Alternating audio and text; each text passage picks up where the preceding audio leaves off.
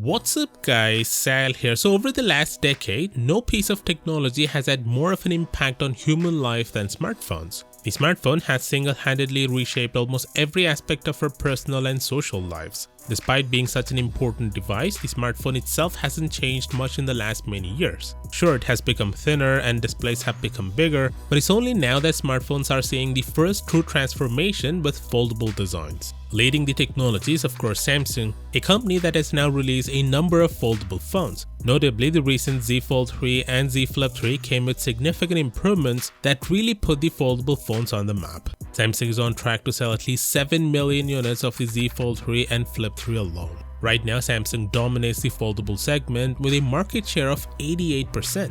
But that will likely change this year as Google is all set to launch their own foldable phone that undercuts the Z Fold 3 in key segments. 9to5 Google has found important details about Google's foldable phone. First up, the phone will be called the Pixel Notepad instead of Pixel Fold. And Google will address one of the biggest downsides of the Z Fold lineup, and it's the cover display. According to 9to5 Google, the Pixel Notepad will sport a display with an 8.4:9 aspect ratio, and if you're wondering, it's gonna look like this. This, by the way, is not a fan-made render, but an actual image found in the Android 12L beta by Google itself. So it seems the Pixel Notepad will look almost exactly like the recently launched Oppo Find N with a squarish aspect ratio. To be honest, the Oppo Find N is better than the Z Fold 3 in a couple of areas. A wider outer cover display that makes it more usable, and an almost non-existent crease. Oppo is using a different folding mechanism than Samsung, which enabled them to overcome one of the biggest limitations of the foldable phones at the moment.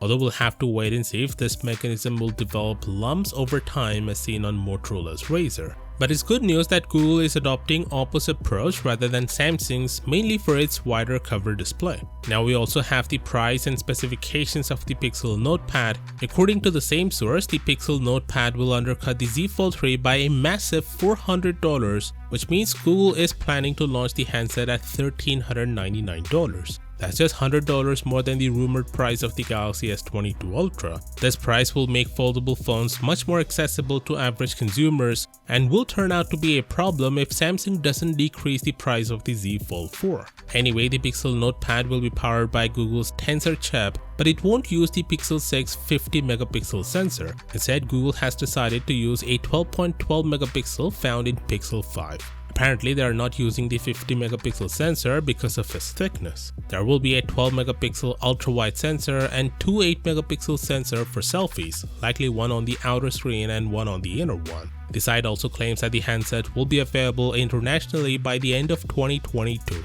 However, there will apparently be a gap between the US and international launches, so I'd assume that the US launch would come first in that case. Of course, do let me know what do you think about this down in the comments, and as always, I'll see you tomorrow.